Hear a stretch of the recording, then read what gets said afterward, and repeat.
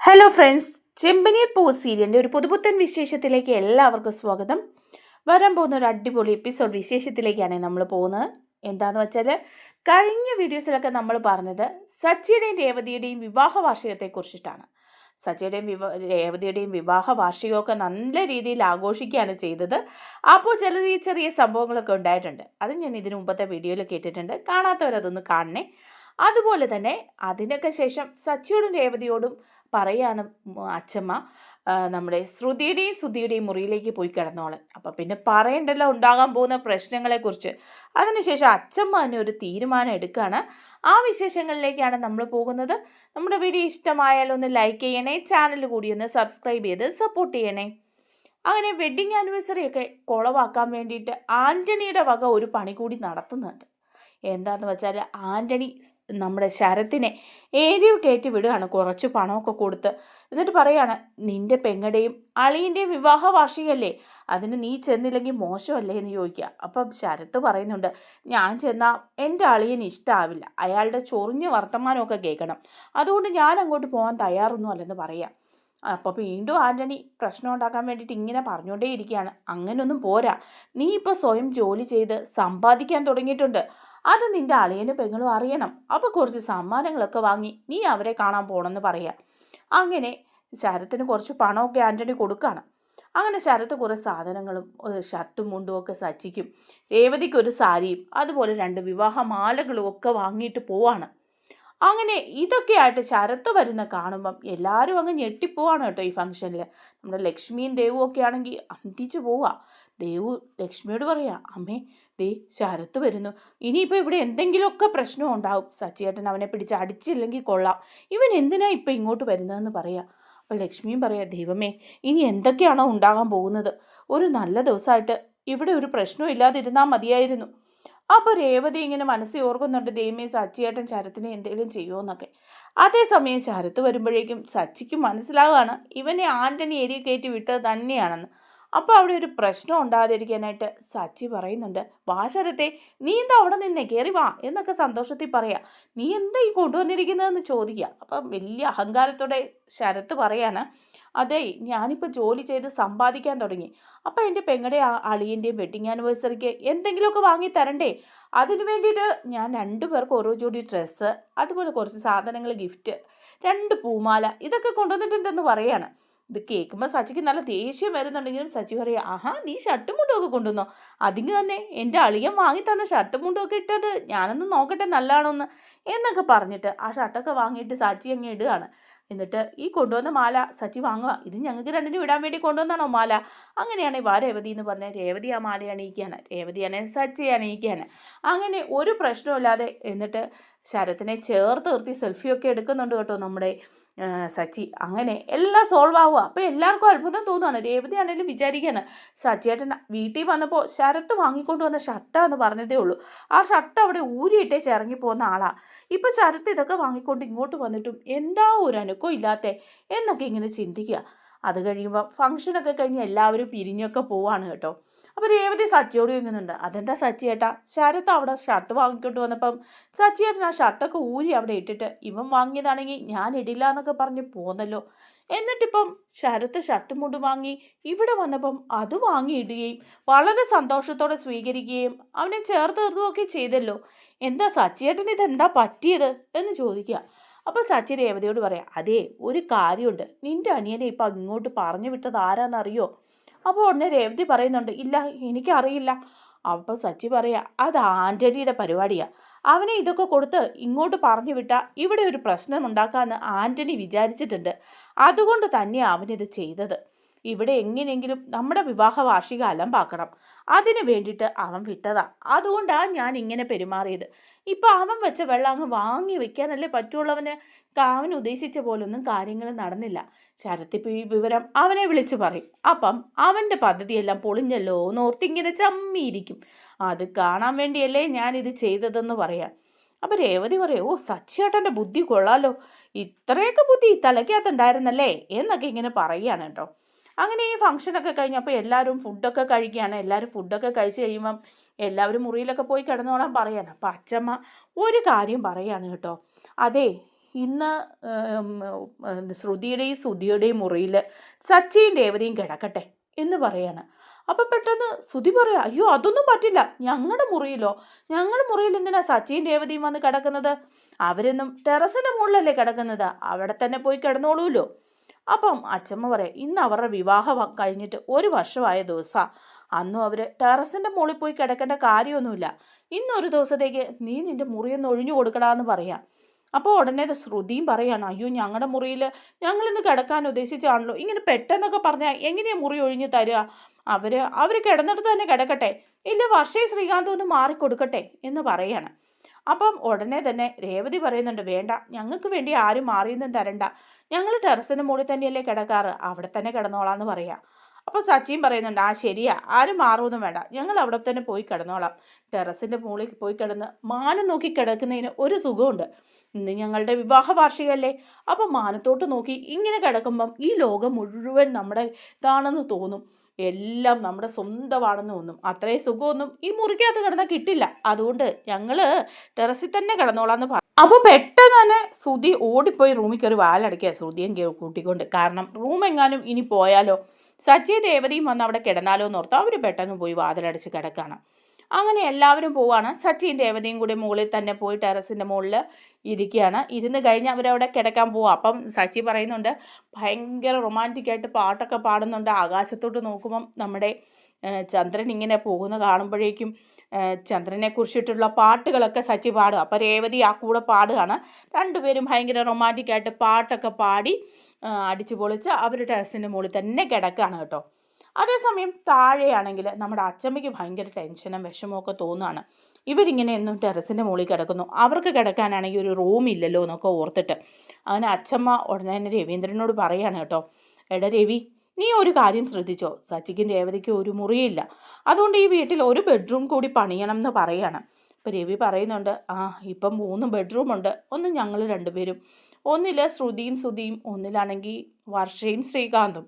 അപ്പോൾ സച്ചിക്കും രേവതിക്കുമായിട്ട് ഇവിടെ മുറിയില്ല, അതുകൊണ്ട് ടെറസിൻ്റെ മുകളിലൊരു മുറി കൂടി പിടിച്ചാലോ എന്ന് എനിക്കും താല്പര്യമുണ്ടെന്ന് രവി പറയണം. അപ്പം അച്ചമ്മയും പറയുന്നുണ്ട്, പിന്നെ അങ്ങനെ ആയിക്കൂടെ, അവർ മാത്രം മുറിയില്ലാതെ എന്നും ഇങ്ങനെ ടെറസിൻ്റെ മുകളിൽ കിടന്നാൽ എങ്ങനെയാണ് ശരിയാവുക എന്ന് പറയുക. അപ്പം നമ്മുടെ ചന്ദ്രയ്ക്ക് അതൊന്നും ഇഷ്ടപ്പെടുന്നില്ല. ചന്ദ്ര പറയാണ്, എങ്ങനെയാ ശരിയാവുക, അവളവിടെ കിടന്നോളും, ഇത്രയും ദിവസം അവരവിടെയല്ലേ കിടന്നത്, അതുപോലാണോ ശ്രുതിയും അതുപോലെ വർഷയൊക്കെ, അവരൊക്കെ പണമുള്ള വീട്ടിൽ നിന്ന് വന്നതല്ലേ, അപ്പോൾ അവർക്കൊക്കെ ബെഡ്റൂം ഇല്ലാതെ പറ്റില്ലല്ലോ എന്ന് പറയുക. അപ്പോൾ അച്ചമ്മ വഴക്ക് പറയാണ് കേട്ടോ നമ്മുടെ ചന്ദ്രയൊന്നും മിണ്ടാതിരിക്കുന്നുണ്ടോ. പണമുള്ള വീട്ടിലെ പെൺകുട്ടികൾ, പണമില്ലാത്ത വീട്ടിലെ പെൺകുട്ടികളൊന്നും ഇല്ല, എന്തായാലും അവർ ഈ വീട്ടിൽ താമസിക്കാൻ വേണ്ടി വന്നവരാണ്, അപ്പോൾ ഇവിടുത്തെ കാര്യങ്ങളിലൊക്കെ അഡ്ജസ്റ്റ് ചെയ്ത് ജീവിക്കേണ്ട അവർ കൂടിയാണ്, അല്ലാതെ രേവതിക്ക് സച്ചിക്ക് മാത്രമല്ല ഇതൊന്നും ബാധകമായിട്ടുള്ളത്. രവി, നീ എങ്ങനെയെങ്കിലും ഒരു മുറി പണിയാനുള്ള കാര്യങ്ങൾ ചെയ്യണം, ഇനി നിനക്ക് പണം ഇല്ലാന്നുണ്ടെങ്കിൽ ഞാൻ പണം കൊണ്ട് തരാമെന്ന് പറയാണ്. അപ്പോൾ രവി പറയാം, വേണ്ടമ്മേ, അമ്മ അവിടെ കിട്ടുന്ന ആ ഭൂമിയിൽ നിന്ന് കിട്ടുന്ന ഇതുകൊണ്ടൊക്കെ കഷ്ടപ്പെട്ടുണ്ടാക്കുന്ന പണം അതിവിടെ കൊണ്ട് തരുമൊന്നും വേണ്ടാന്ന് പറയാം. അപ്പോൾ അച്ചമ്മ പറയുന്നുണ്ട്, അതിനെന്താ, എനിക്ക് ഒരാൾക്ക് കഴിഞ്ഞാൽ പോരെ, ബാക്കി പണം ഞാനെന്തിനാ ഇങ്ങനെ കൂട്ടി വെക്കുന്നത്, ഞാൻ പണം തരാം, നീ പണി തുടങ്ങിക്കോളാൻ പറയാം. അപ്പോൾ രവി പറയാം, വേണ്ടമ്മേ, എൻ്റെ പെൻഷനിൽ നിന്നൊരു ലോണൊക്കെ എടുത്തിട്ട് ഞാൻ പണിതോളാം, എങ്ങനെയെങ്കിലും തുടങ്ങാം, എന്തെങ്കിലും ആകട്ടെ, ഏതായാലും അടുത്ത ദിവസം മക്കളോടൊക്കെ ആലോചിച്ചിട്ട് അവരെന്താ പറയുന്നതെന്നും അവരുടെ ഷെയർ എന്തെങ്കിലും തരുമോ എന്നൊക്കെ നമുക്കറിയാം, എന്നിട്ട് നമുക്ക് റൂമിൻ്റെ പണി തുടങ്ങാം എന്ന് അച്ചമ്മയോട് പറയണം. അപ്പം അച്ചമ്മ പറയുന്നുണ്ട്, അതിനൊന്നും നീ ഉപേക്ഷ വിചാരിക്കല്ലേ, സച്ചിയുടെയും രേവതിയുടെയും കാര്യം വളരെ പരിതാപമാണെന്നൊക്കെ പറയുക.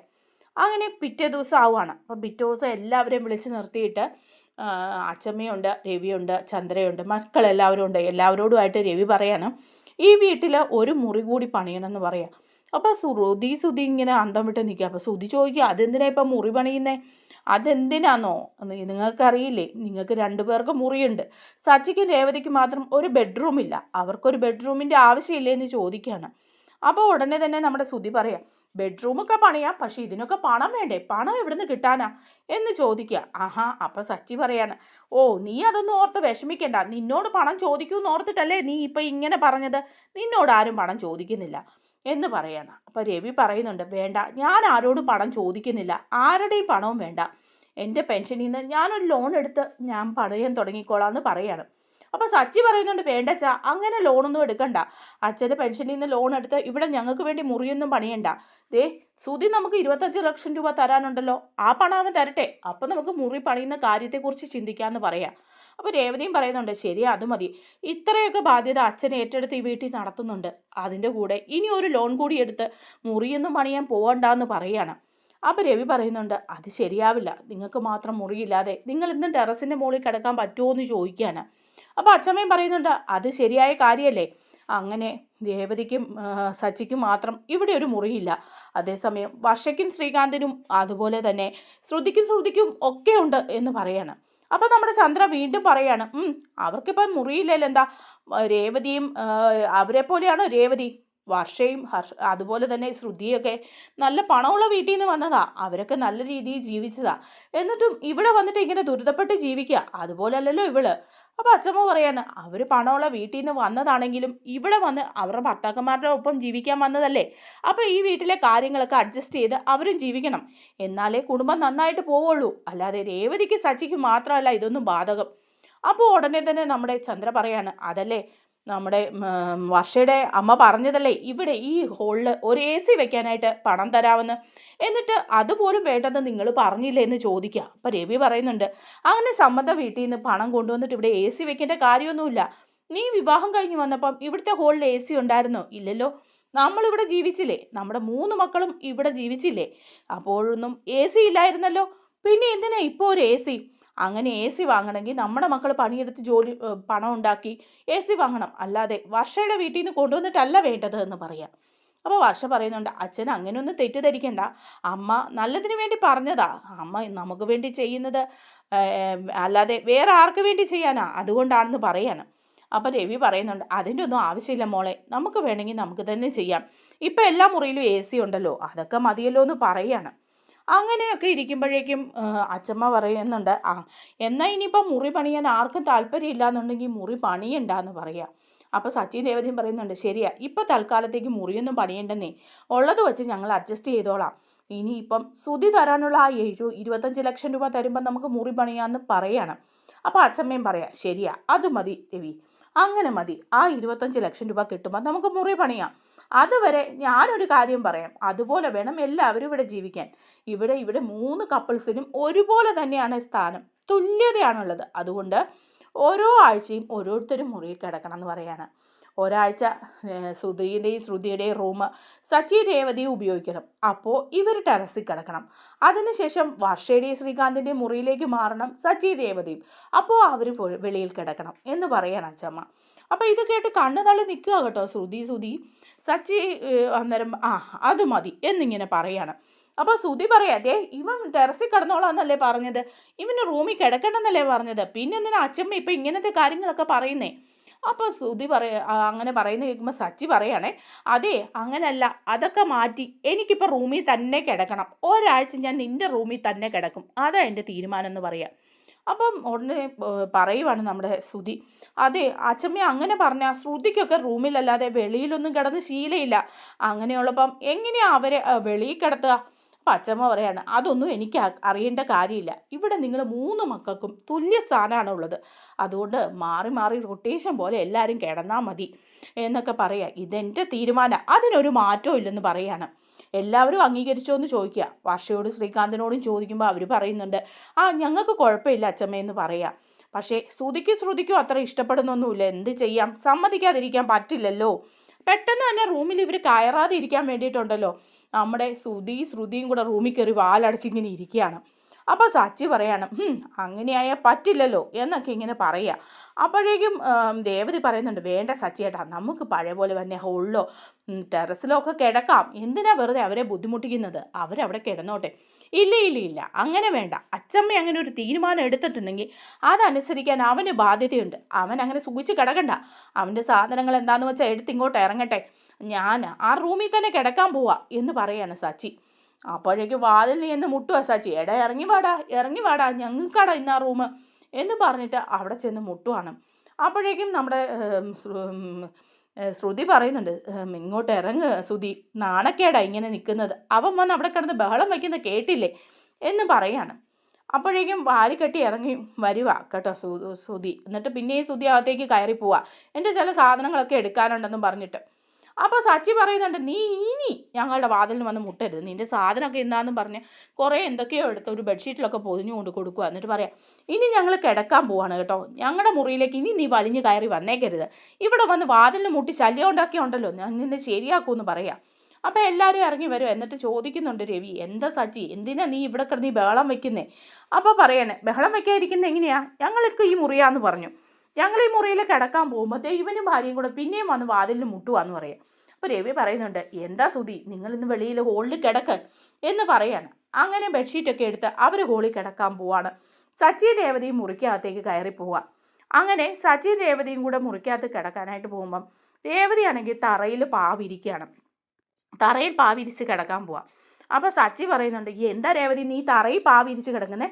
നമുക്ക് കിടക്കാൻ വേണ്ടിയിട്ടല്ലേ ഈ റൂം തന്നെ, അപ്പോൾ ഈ ബെഡിൽ തന്നെ നമുക്ക് കിടക്കാമല്ലോ എന്ന് പറയാം. അപ്പോൾ രേവതി പറയുന്നുണ്ട്, വേണ്ട, അങ്ങനെ കിടക്കണ്ട, ഇത് സുധിയുടെയും മുറിയല്ലേ, അവരുടെ ബെഡല്ലേ, നമുക്ക് ഒരാഴ്ചത്തേക്കല്ലേ ഉള്ളൂ, അത് കഴിഞ്ഞാൽ പിന്നെയും നമ്മൾ ഇവിടുന്ന് മാറണം, അങ്ങനെയുള്ളപ്പം പിന്നെ നമ്മൾ ഈ ബെഡിൽ കിടക്കേണ്ട കാര്യമില്ല, സച്ചേട്ടൻ കിടന്നോളൂ, ഞാൻ ഈ നിലത്ത് പാവിരിച്ച് കിടക്കാം, എനിക്ക് ഈ നിലത്ത് പായി കിടന്നാലേ ഉറക്കം വരുള്ളൂ എന്ന് പറയാം.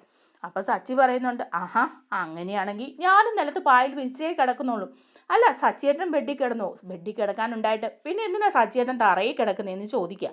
അപ്പം രേവതിയോട് സച്ചി പറയാം, അതെ, എനിക്ക് നിൻ്റെ കൂടെ കിടന്നാലേ ഉറക്കം വരുള്ളൂ, അതുകൊണ്ടാണ് ഞാൻ തറയിൽ കിടക്കുന്നതെന്ന് പറഞ്ഞ് അവർ രണ്ടുപേരും തറയിൽ പാവിരിച്ച് റൂമിൽ കിടക്കുക. അതേസമയം നമ്മുടെ സുധിയാണെങ്കിൽ ആകെ വെപ്രാളപ്പെടുക. സുധി പറയാണ്, ഇവിടെയാണെങ്കിൽ ഒരു എ സി ഇല്ല, ഒരു എ സി എങ്കിലും ഈ ഹോളിലുണ്ടായിരുന്നെങ്കിൽ ഇവിടെ കിടക്കായിരുന്നു, എന്തൊരു ചൂടാ എന്ന് പറയുമ്പോഴേക്കും നമ്മുടെ ശ്രുതി പറയുന്നുണ്ട്, എൻ്റെ സുധി ഒന്ന് അഡ്ജസ്റ്റ് ചെയ്യുക, അപ്പം ഈ ഹോളിൽ എ സി ഇല്ലെന്ന് അറിയാമല്ലോ, നമ്മുടെ മുറിയിൽ നല്ല സുഖമായിരുന്നു, അവിടെ എ സി ഉണ്ടായിരുന്നു, അതുകൊണ്ടല്ലേ ഇപ്പം എ സി ഇല്ലാത്തടത്ത് ഇങ്ങനെ അങ്ങ് കിടക്കുകയല്ലേ നമുക്ക് നിവർത്തിയുള്ളൂ എന്ന് പറയാം. അപ്പോൾ സുധി പറയും, ഇത് കണ്ടോ നീ, ഞാൻ വേർത്തു എ സി ഇല്ലാതെ കിടന്ന്, ഈ സച്ചിയും രേവതിയൊക്കെ സമ്മതിക്കണമായിരുന്നു ഈ വെളിയിലൊക്കെ കിടക്കുന്നതിന്, നമ്മൾ എന്ത് സുഖമായിട്ട് കിടന്നാ, ഇപ്പം അവരാ മുറി കയ്യേറി, എങ്ങനെ ഞാനിവിടെ അഡ്ജസ്റ്റ് ചെയ്യും, എങ്ങനെ പറ്റുന്നു ശ്രുതി നിനക്ക്, ഇത്രയും വലിയ വീട്ടിലൊക്കെ ജനിച്ചു വളർന്ന നീ ഇങ്ങനെ ഇവിടെ വന്ന് ഈ തറയിൽ കിടക്കാനായിട്ട്. അപ്പോൾ ശ്രുതി പറയാ, എന്ത് ചെയ്യാം, നമുക്കതല്ല പറഞ്ഞിട്ടുള്ളൂ, അതുകൊണ്ടാണ് ഇതൊക്കെ അഡ്ജസ്റ്റ് ചെയ്യാതെ പറ്റില്ലല്ലോ, അതുകൊണ്ടാണ് ഞാൻ അഡ്ജസ്റ്റ് ചെയ്യുന്ന ശ്രുതി എന്ന് പറയാണ്. എന്നിട്ട് രണ്ടുപേരും കൂടെ തറയിൽ പാവിരിച്ച് കിടക്കുന്നൊക്കെയുണ്ട്. അപ്പോഴും നമ്മുടെ ശ്രുതി പറഞ്ഞുകൊണ്ടിരിക്കുകയാണ്, നമുക്കിങ്ങനെയൊന്നും കിടന്നാൽ പറ്റില്ല, ഈ വീട്ടിൽ നിന്ന് മാറി നമുക്ക് വേറൊരു വീടെടുക്കണം, ഒരു ഫ്ലാറ്റ് എടുക്കണം എന്ന് പറയുക. അപ്പോൾ ശ്രുതി പറയുന്നുണ്ട്, ഇപ്പം ഇങ്ങനെ ഫ്ലാറ്റ് എടുക്കാനാ, ഇപ്പം തന്നെ പോയി താമസിക്കാൻ നമ്മളെ കൊണ്ട് പറ്റുമോ, പണം കയ്യിലുണ്ടെങ്കിലും നമുക്ക് ബിസിനസ് തുടങ്ങണ്ടേ എന്ന് ചോദിക്കുക. അപ്പോൾ ഉടനെ ശ്രുതി പറയാം, അതെ ബിസിനസ് തുടങ്ങണം, ബിസിനസ് തുടങ്ങി കുറേ പണമൊക്കെ ആയി കഴിയുമ്പം വേറൊരു വീട് നമുക്കെടുത്ത് സ്വസ്ഥമായിട്ട് അവിടെ പോയി താമസിക്കണം, അപ്പം നമ്മളെ ആരും നമ്മുടെ മുറിയിൽ നിന്ന് ഇറക്കി വിടുകയല്ലോ, നമുക്ക് സ്വന്തമായിട്ടുള്ള മുറിയിൽ നമ്മുടെ ഇഷ്ടത്തിന് നമുക്ക് താമസിക്കാമല്ലോ എന്ന് പറയാം. അപ്പോൾ ശ്രുതിയും പറയാം, ശരിയാ, പണം കയ്യിൽ വന്നിട്ട് വേണം വേറൊരു അപ്പാർട്ട്മെൻ്റ് എടുത്ത് അങ്ങോട്ട് മാറി നല്ല സുഖമായിട്ട് ജീവിക്കാൻ, ഇവിടുത്തെ പോലെ ഇങ്ങനെ ഞെരിഞ്ഞമർന്നിങ്ങനെ ജീവിക്കാതെ സുഖമായിട്ടൊന്ന് നമുക്ക് ജീവിക്കണം എന്നും പറഞ്ഞാൽ അവർ രണ്ടുപേരും ഹോളിൽ പാവിരിച്ച് കിടക്കുന്നുണ്ട്. അങ്ങനെ നല്ലൊരു 8ൻ്റെ പണി തന്നെയാണ് കേട്ടോ നമ്മുടെ ശ്രുതിക്കും കിട്ടിയിരിക്കുന്നത്. അടുത്ത വിശേഷങ്ങളുമായി അടുത്ത വീഡിയോയിലൂടെ വരാം. നമ്മുടെ വീഡിയോ ഇഷ്ടമായാലോ ഒന്ന് ലൈക്ക് ചെയ്യണേ, ചാനൽ കൂടി ഒന്ന് സബ്സ്ക്രൈബ് ചെയ്ത് സപ്പോർട്ട് ചെയ്യണേ. താങ്ക്